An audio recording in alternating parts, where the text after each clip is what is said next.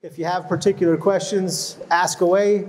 We'll try and make this as much of a conversation rather than just a lecture as we possibly can. So, a little history for me. My very first cattle show that I ever attended was actually a national level Dexter show back in 2008. I'd never been to a show ever before of any kind for cows, and we got convinced that we needed to come and compete. We didn't have a trim chute, we didn't have a blower, we didn't have clippers. I don't even think we brought a pair of scissors.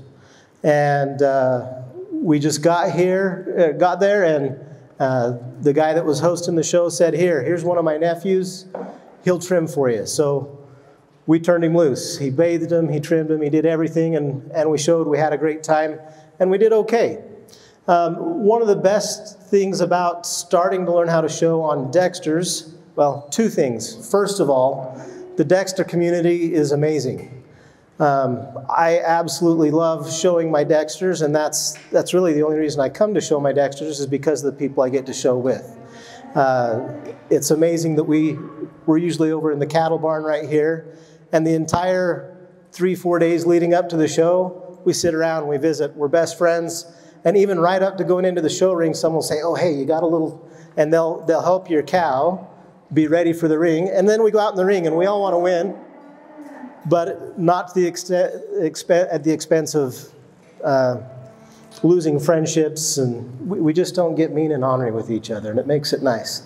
Our fair people here, they're always excited when the Dexter people show up and sad when we leave because the other breeds get snotty and mean with them. So anyhow, if you're nervous about showing your Dexter, come show. We'll help you. We'll help you get where you need to be, okay? The other nice thing about showing Dexters is we don't allow full fit. With that, what we mean is other breeds, when they're showing their cows, they don't just give them a haircut. They use a lot of mousse and hairspray and gel. And when you're done with your show, you have to give your cow another bath, or else their skin's going to get so irritated from so much product in it, right? And they'll take the legs and they'll blow them up and fluff them up to where they look twice as big around as what they are. And you'll see in some of those other shows, sometimes a judge will walk up and will actually like touch and feel an animal so they can see what's real rather than what is really good grooming. And so the pressure's not as high when you're showing Dexters to be an excellent hairstylist for your cow. So it makes life a lot easier. All right, so just a few things that you need to know before you get started with clipping and grooming. You need to bathe your animal. It makes the hair show what it really is when they have a good bath. And the first probably decade that I showed cows, I didn't have a blower. But a blower makes a big difference, okay? So first thing that you need to buy if you're going to get into it, if you're going to buy. If you're just going to show the first time, talk with somebody else who's there and they'll help you get going. But one of these, this is called a fitting chute or a blocking chute. This one's homemade, but you can buy really nice aluminum chutes. They're probably about $800 now for a really nice one. And so you can get one that way. The nice thing about these chutes, Brittany, if you want to come over and kind of show them. So these bars are movable so that you can adjust to get them out of your way. You can go higher or lower. You can also put them straight up and straight down. These loops up on the top is what those are for. So you can set the bar up inside and then down below in a hole below so that you can move it around to be able to get the angles that you need while you're trimming. These are really useful for all kinds of things in addition to trim chutes, right? And when you're clipping. This was the chute that I used for all my vet work for about the first 12, 13 years that I did Dexters, was this. Lead the cows in, and it was a good head catch for them. And it's currently used as my milk stanchion.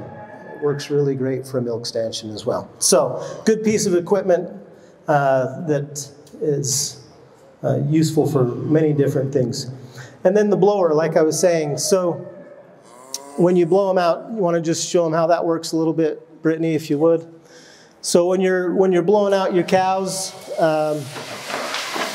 they get a little nervous sometimes. We'll get him settled down here. But when you blow them out, it actually helps that hair pop up and stand up. And then you can also use that right before you go in the show ring to help put in your show sheen and stuff. You spray that, spray it with the blower. It gets worked into the hair really well and makes it where that hair will help pop up and stand up like it needs to. So products that we allow for show in ADCA sanctioned shows are just essentially like oils and shines type stuff. Nothing that's an adhesive, nothing that has any stickiness to it.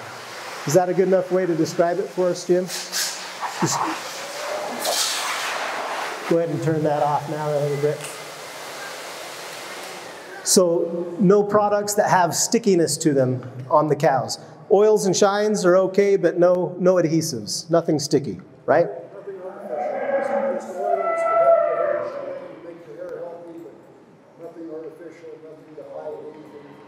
Right. That's a good way of putting it. We uncover rather than covering up. Okay. All right. So some real quick basics on how to clip and what you want to clip. So as you clip the hair, you want to clip it in a way that, as Jim said, uncovers what the animal's there so the judge can see what they're looking at. So on males, you definitely, well, let me switch that around a little bit. Females, you clip the udder so they can see the udder well, right? And we clip the udders tight. Of course, this is a little bull calf, so he's not got an udder.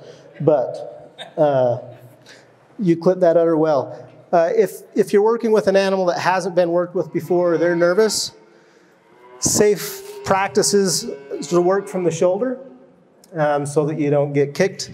Cows kick primarily out and to the side, not forward and backward. But his hoof can reach clear up to right here, and it can reach out to here as well. So if I'm working with an animal I don't know, or they're acting nervous, I'm going to start at the shoulder, and I'm actually going to make sure they know I'm right here before I start working underneath. Because if I just come straight underneath and they're already nervous, chances are I'm getting kicked, right? And if my hand's up against them, that's going to say, ouch, that hurts. I might have a welt, but I'm probably not going to get anything broken. But even better is not get kicked at all and let them know this is what I'm doing. And so, I mean, you guys saw him nervous underneath when we were blowing him right there. And right now, you know, he's letting me reach up under here and do what I need to. And with a set of clippers, a lot of times I'll set the motor of the clippers against them first, no blade, so that they know that that's what's going to happen. And that keeps them from getting as nervous so they don't kick and get upset. So by setting that motor up against their body first, and then I can work down, and then I can put that blade up against, and they're generally really good. Okay? And that makes life a little bit easier. All right, there are a few things you can do to help as you clip to help your animal show its best potential. So one of the things we're looking for in a show ring is a good level top line. Right here you have that hair that starts going this way, and then you have another place where it goes forward and then back right here.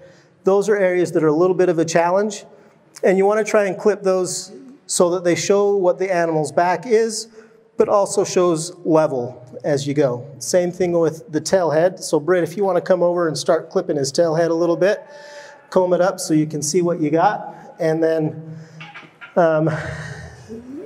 you want to take off that length. I mean, if we were to leave the full length of that hair on there, the judge would not be able to see what that tail head looks like at all.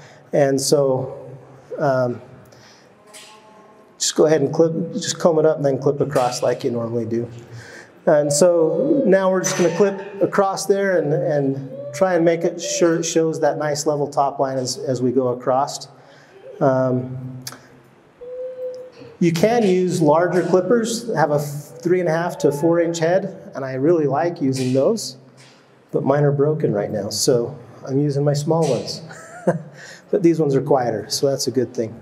So you can see right here this little divot. You can trim across the top of that and help that a little bit if you'd like. And then when you get the bulk of that hair off, when you go down to the tail, you want to trim the tail, the underside of the tail, you want to trim tight. So if anywhere you're trying to go tight, you go against the grain of the hair. Anywhere you're wanting to have a little bit long, you go with the grain of the hair. Okay? And she's using a very short blade today. We could put guards on there as well if we wanted to leave a little bit more length on the hair. But when you work on the tail, you also want to make this where it's easy for you to keep your animal clean. And they still poop. So, especially when they're stressed in the show ring. So if you shave the tail to be able to help you with that, that makes it a little bit better. So if we're going to trim, yeah, you can actually go against the grain right there and it'll make it nice and tight. And go ahead and let his tail come down a little bit. Let me help you. So if you can just lift it up like this and then just come up underneath, that makes them a little more comfortable. Okay. And then length of your tail, let me see that real quick. People have different opinions on this. My thought's always been at least as long as the hawk right here, and his is about that long. I usually like to go an inch or two below. His is at least that long, so I'm not going to take any length off from that right there. But I'm going to trim this tail nice and tight, at least to as low as back here where he starts to cut back into his underbelly, so that it stays clean. And that's probably good right there. And then on this back side right here, what I'm going to do is I'm going to come on the side of the tail, and then I'm going to work my way there. And then as I come around, I'm actually going to work around and then roll it to the back of the tail. And that's going to give me a little bit of hair to work with back here so that I can square up the back end of the cow. Okay?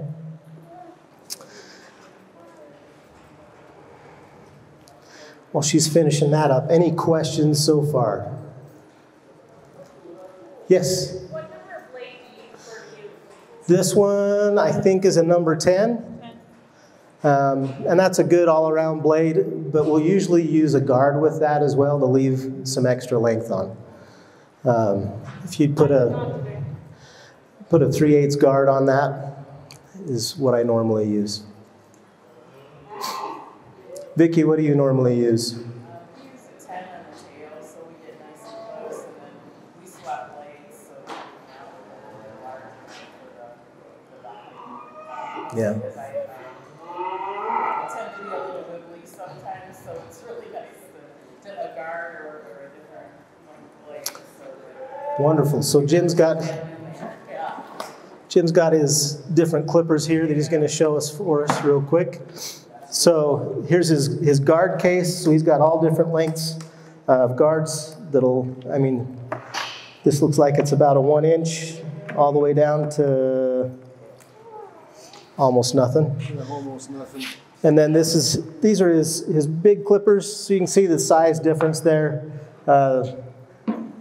When you're working on a cow, it's helpful to have wider set of clippers so that you're not taking nearly as much time.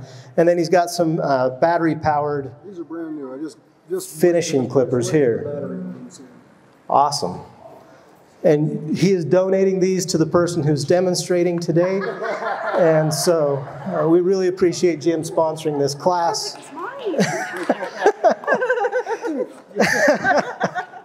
Those are fabulous. Anyhow. Yes? If you clip them down too short, how long does it take for the hair to grow up and not show? Couple weeks. Yeah. It's always a good idea if you clip your cows a couple weeks before a show. That gives some time if you have a nick or something like that that needs to grow in. A couple weeks and they look great. You know, difference between a good haircut and a bad haircut, 2 weeks. Yep. So, great question. All right, so other things to think about. So when you're clipping here, you want to clip tight on the rump. And so where you're wanting to clip tight, once again, you're going to go up against the grain of the hair. And you just kind of hold that tail off to the side, come up. You want to get all the hairs off from around the testicles so that the judge can see in there and be able to judge that appropriately. So trim those up a bit and clean those up. And then out here, you don't want to take all the hair off. You want to leave some hair on there so that when you blow that out, it pops a little bit. So right inside tight, so that's against the grain. Outside on the leg, you're going to go, so against the grain inside, with the grain on the outside. Okay, so that you can leave some hair on out here. So let's switch over and go with it out here so they can see how that'll clean up. And you can see he's got, 4 inches or so of hair out here. You want to trim that down and go with the grain with that. And she's using a really short blade right here so that you can see how that looks. Normally would leave about a 3/8 blade on there, or a guard on there to be able to leave that a little bit longer. But as she goes down with that, that's going to take all those. What's that? All right, you want to try a guard, Britt? I already have the other side done, no. Okay. So go with the grain of the hair on that part there. So most places of the cow, you're going to go with the grain. The only times you're going to go against is areas that you really want to tighten up, okay, or to keep clean. So underside of the tail, against the grain. You can see the difference there that shows that back line of the leg there, so that the judge can see that now. Let's go ahead and move down to the navel, Brittany. You're not going to get everything done while we're talking, but I'll let you go back to it. So down here at the sheath and the navel, you want to trim that off. And sometimes it's good if you get some scissors to trim that length first, but like she did right there, worked just fine. But you want to have that belly level, right? A nice uniform. So you want to trim that tight right at the navel. A lot of our cows will have an umbilicus hernia or whatever right there. It's not necessarily hernia, but some extra, the umbilicus that's there. You want to eliminate that the best that you can. So shave tight to get the floor of the abdominal, of the abdomen level, right? And that's what you're looking for, is trying to have that level there. So if you need to, you can go tight to shave that up. So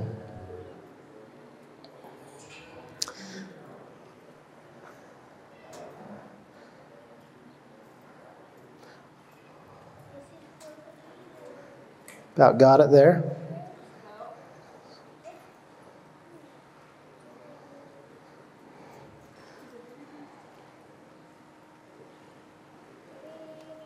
All right. Go ahead and, that looks good. So if she steps to the side there, you can see that now. For a judge, they can now see a good level abdomen there that they're looking for, a good uniform. All right. A few areas that are, for me, they're always challenging when I'm shaving. While she's working down there, I'll show you. Right here, where you have the fill of the stomach back behind. If they aren't, you've all seen cows that are thirsty and that's sitting in there about 3-4 inches, and then they get a drink and all of a sudden they look like they put on 20 pounds or 40 pounds. That can be a bit of an area that's a challenge when you're trying to shave it, because it'll flex in on you. And so you just kind of have to if it's hollow or a little bit hollow there, if you kind of take your blade and skip over or come to an angle and try and smooth so that that line right there isn't accentuated. So if you come down and then skip across the top to the bottom, to the next part that's up, that helps a little bit, keep that from showing up quite so much. Another thing you can do, especially if you're leaving a little bit more hair, is you can trim down here at this muscle definition.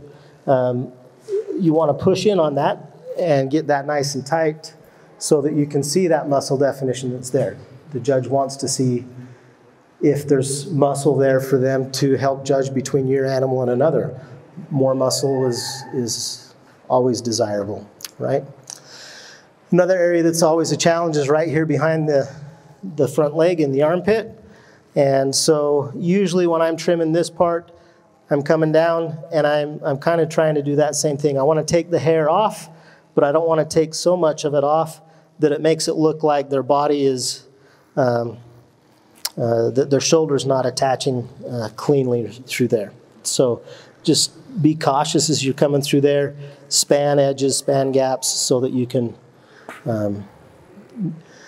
you don't want to get it tighter inside than what you have on the outside, because then that accentuates that armpit even more and the attachment of the shoulder even more right there. All right, let's move to the front here for a minute, Britt.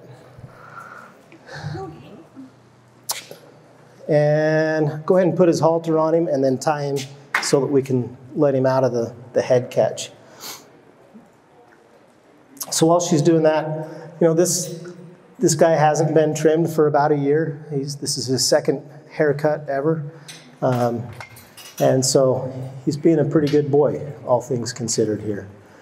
Got a little nervous with the blower, but not too bad. Any questions while she's putting that on? Any other advice, suggestions from those that have done this a lot more than I?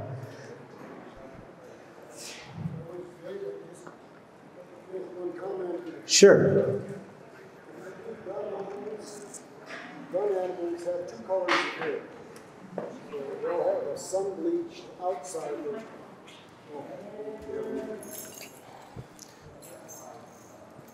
Everything that Dave said is absolutely true for the black and the reds because they have one color of hair.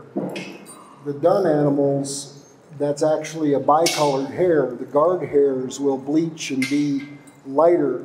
And so if you try to clip them, they look awful because you have all this different colored hair here, there, and yonder. And so if you raise duns like we do, the first step in clipping is you have to just body clip.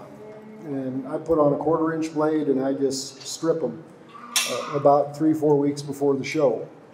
Then you can come back and do some of these things that Dave was talking about. But you got to start with a body clip with the dun animals or you're going to have a mess.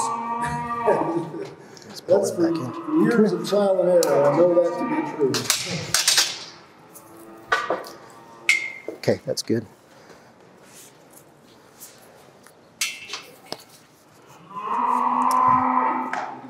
You're all right.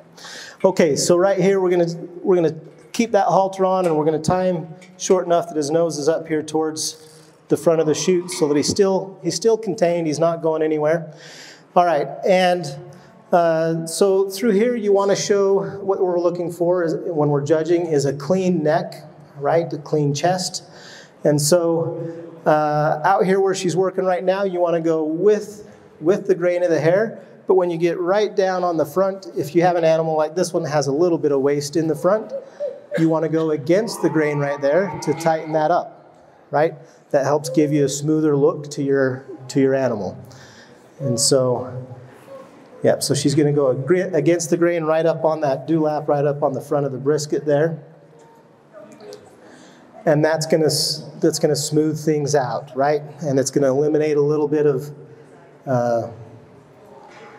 extra hair on the front to tighten that up and make it a little bit cleaner. So with the grain, as you go on the outside edge of the neck here, and then you're going to go against the grain as you're cleaning up that dewlap on the front.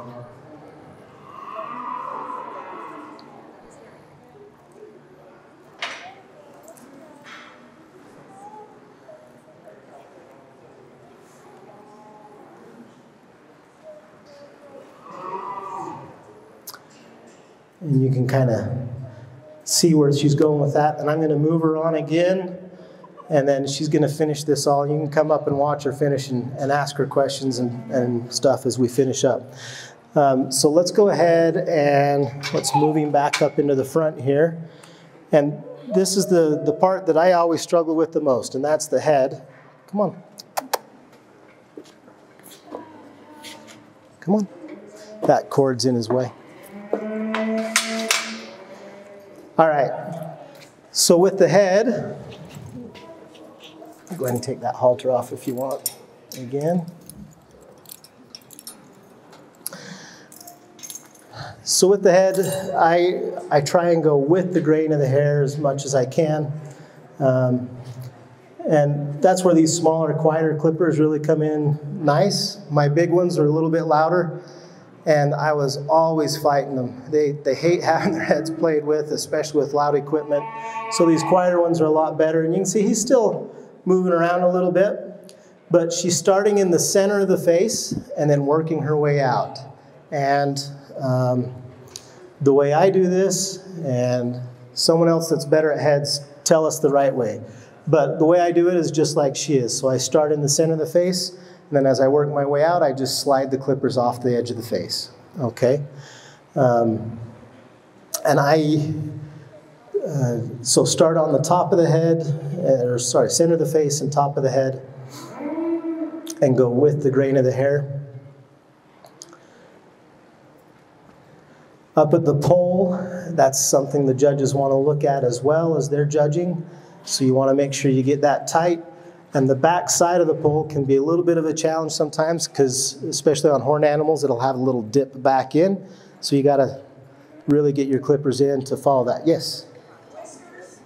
Do you leave whiskers so they keep those protective hairs? I usually leave whiskers. I've seen people, in fact, professionals, the videos I watch say trim them. I leave them. I will trim from the muzzle back to clean up those hairs, but I usually leave my muzzles long unless they've got like really long hair there.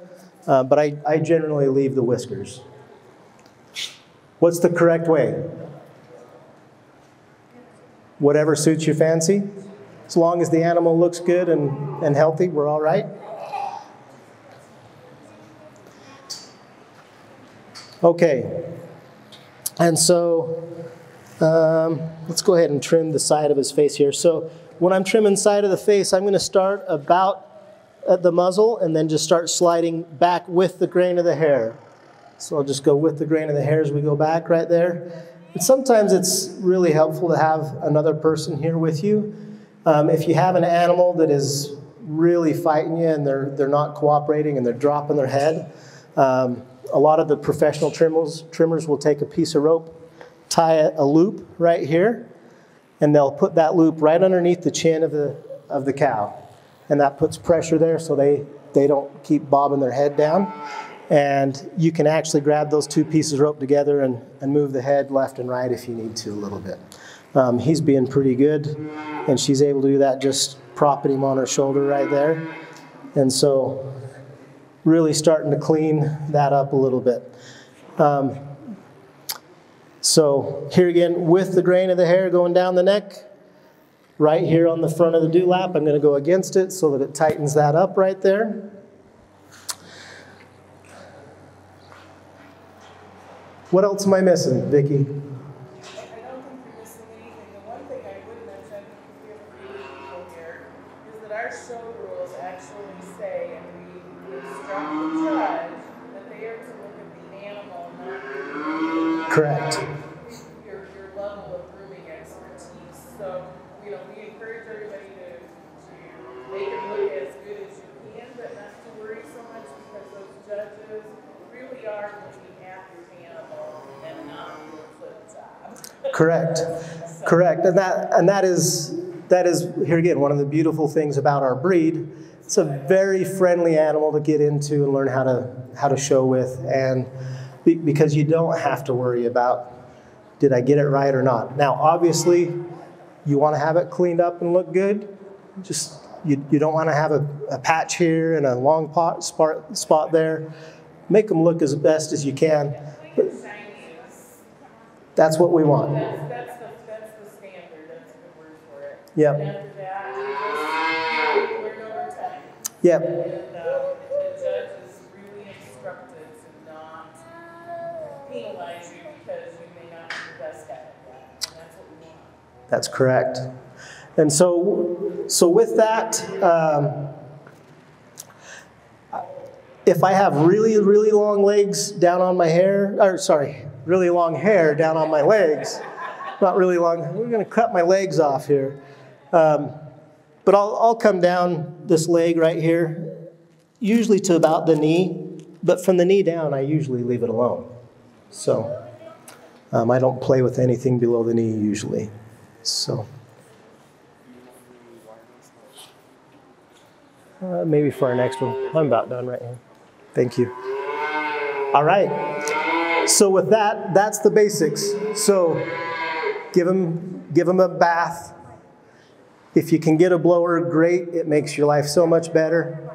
In fact, one of my mentors, he says, one of my best ways to get my calves trained and ready for a show is to give them a bath and blow them out. That first time blowing them out, they're going to get scared. They're going to freak out in the chute a little bit. And when they get done with that one, they're a whole different animal. They settle down. It works wonders to be able to help them. So give them a bath, get them blown out if you can. If you don't have a blower, you can't afford a blower, great. Just give them a bath and let them dry. Brush them up. Yeah, brush them up. They'll be just fine. And then just get a pair of clippers and start clipping and get the long hair off. Reveal your animal so the judge can see what it is. And then principles beyond that is with the grain of the hair, if you're wanting to leave a little bit, against the grain of the hair if you want to make it tight. Yes, question? What about the top of the line?